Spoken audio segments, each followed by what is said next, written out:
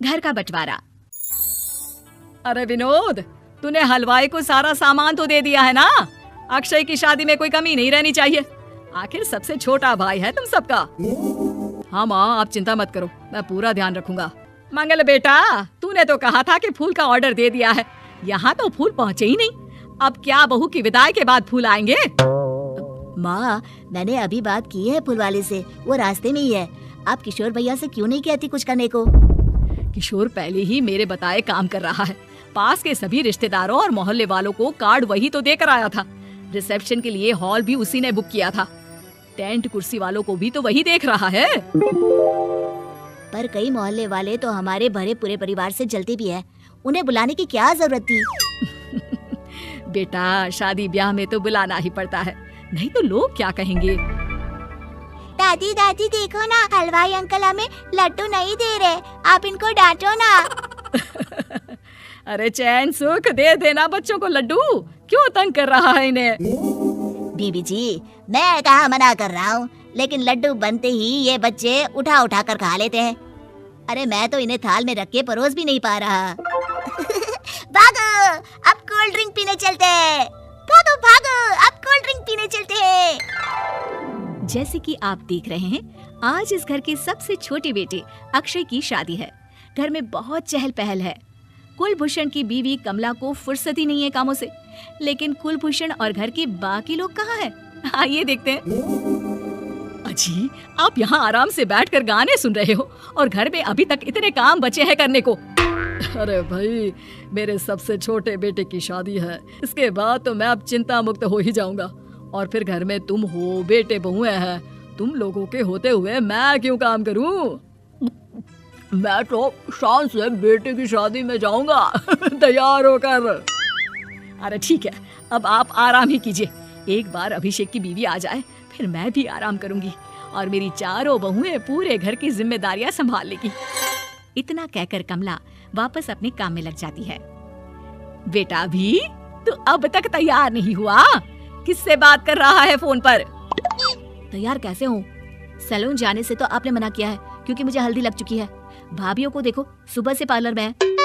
अक्षय की शादी हो जाती है और नंदिता बहू बनकर घर आ जाती है, लेकिन इस घर की खुशियों को मानो किसी की नजर लग गई थी। नंदिता के आने के बाद आए दिन घर की शांति भंग होती रहती। अपने माँ बाप की इकलौती बेटी को इतने बड़े परिवार की जिम्मेदारियां कहाँ संभालनी थी? अभी देखो ना, मेरे हाथों की मेहंदी भी अभी नहीं उतरी है और तुम्हारी मम्मी ने मुझे घर के कामों में लगा दिया। मैंने सोचा था कि घर की सबसे छोटी बहू होने के कारण मुझे सब पलकों पर बिठा के रखेंगे, पर यहाँ तो पलक झपकने की भी फुर्सत नहीं मिलती। देखो नंदू, शादी के पहले ही मेरे घर वालों ने तुम्हें और तुम्हारे पेरेंट्स को बता दिया था कि मैं जॉइंट फैमिली में रहता हूँ, तो फिर अब ये शिकायत क्यों? और फिर तुमसे पहले मेरी भाभियाँ भी तो आई थी शादी करके, उन्होंने तो कभी कुछ नहीं कहा। नंदिता तब तो चुप हो जाती है, लेकिन ऐसा बहुत दिनों तक नहीं चलता।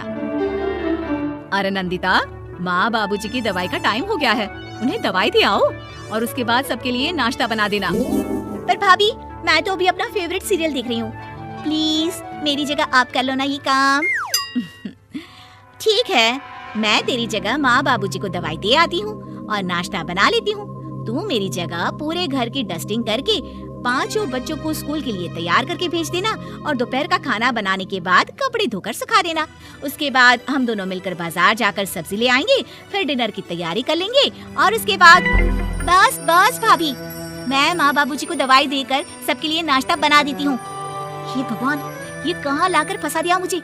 मेरे घर में तो गिनती की 8 रोटियाँ और 2 सब्जी बनती थी और नाश्ता निपट जाता था। यहाँ तो रोटियों का ढेर और सब्जियाँ बड़े बड़े पतीलों में बनानी पड़ती है। नाश्ता बनते बनते लंच का टाइम हो जाता है और लंच बनते बनते डिनर का। अभी मुझ में तुम्हारे पूरे परिवार का नखरा उठाने की और ताकत नहीं बची। मैं ऐसे नहीं रह सकती। अरे तो क्या चाहती हो तुम? मुझे अलग रहना है बस। तो ठीक है, हम कल ही शिफ्ट हो जाएंगे किराए के घर में। इतना बड़ा घर होते हुए हम किराए पे क्यों रहेंगे? ना जी ना, घर में ही दीवार खड़ी करो अपने हिस्से के आगे। घर के साथ साथ घर की खुशियों में भी दीवार खींच जाती है। ऐसे ही कई महीने बीत जाते हैं और नंदिता माँ बन जाती है। बच्चे के आने से अभिषेक के कंधों पर खर्चों का बोझ आ पड़ता है। अभिषेक का बोझ कम करने के लिए नंदिता भी पार्ट टाइम जॉब कर लेती है, लेकिन इससे उसके सर पर नौकरी, घर और बच्चे की जिम्मेदारी बढ़ जाती है। नंदिता ये क्या है? तुमने घर भी ठीक से साफ नहीं किया, ना ही मेरे कपड़े धुले हैं। चिंटू के बाल भी कटवाने जाना था, देखो उसके बाल कितने बढ़ गए हैं। अरे करती क्या हो पूरा दिन तुम? मैं करती क्या हूँ? तुम्हारा नाश्ता और लंच बनाने के बाद चिंटू को डे केयर सेंटर पर छोड़ कर आती हूँ, फिर खुद ऑफिस जाती हूँ। पूरा दिन काम करके आने के बाद बिना आराम किए बाजार से सब्जियाँ लेकर आती हूँ, घर आकर खाना बनाती हूँ, चिंटू को देखती हूँ, और क्या करूँ मैं? तो किसने कहा था अपने सर पर इतने काम लेने को? मत जाओ ऑफिस। ऑफिस जाए बिना घर के खर्चे कहाँ से पूरे होंगे? चिंटू की डे केयर का खर्च, उसके लिए बेबी फूड का खर्च, प्रेस वाली का खर्च, ये सब तुम्हारी सैलरी से होता नहीं है। अगर परिवार से अलग नहीं होती तो इतनी मुसीबतें नहीं उठानी पड़ती तुम्हें परिवार के साथ मिलकर काम करने में दिक्कत थी, लेकिन काम तो अब भी बहुत है तुम्हारे सर पर। चिंटू को भी डे केयर भेजने की जरूरत नहीं पड़ती, उसको गोद में खिलाने के लिए दादा दादी और घर के सभी बड़े होते, उसके साथ खेलने के लिए उसके भाई बहन भी होते। मेरे तीनों बड़े भाइयों के बच्चे भी बड़े हुए हैं, लेकिन बिना महंगा बेबी फूड खाए, क्योंकि मेरी माँ और भाभियाँ बहुत अच्छे से जानती है कि बच्चे को क्या खिलाना चाहिए। बिजली के बिल जैसे खर्चे भी सब मिलकर बांट लेते थे, लेकिन तुम्हें तो सबसे अलग रहने में ही मजा आता है, तो अब शिकायत क्यों करती हो? बस करो अभिषेक, बस करो। मैं मानती हूँ कि मैं गलत थी, मेरे एक गलत फैसले ने हमें बिल्कुल अकेला कर दिया है सबसे। एक घर में होते हुए भी हम बाकी परिवार से अजनबियों की तरह रह रहे हैं। अभिषेक और नंदिता की सारी बातें घर के बाकी लोगों को सुनाई दे रही थी। तभी कमला बोल पड़ती है, अरे नंदिता बहू, किसने कहा कि तुम अकेले हो? तुम्हारा इतना भरा पूरा परिवार है ना तुम्हारे साथ। हम तो बस ये चाहते थे कि तुम अपनी गलती समझ जाओ। अगर हम तुम्हें समझाते तो शायद तुम ना समझती, लेकिन अपनी गलती का एहसास तुम्हें खुद हो गया है, तो अब तुम समझ चुकी हो परिवार में एक साथ रहने का मोल क्या होता है। मम्मी जी मुझे माफ कर दीजिए, अब ऐसा दोबारा कभी नहीं होगा। अरे माफी बाद में, पहले मेरा पोता जरा मेरी गोद में तो दे, और तू जाकर सबके लिए चाय बना ला।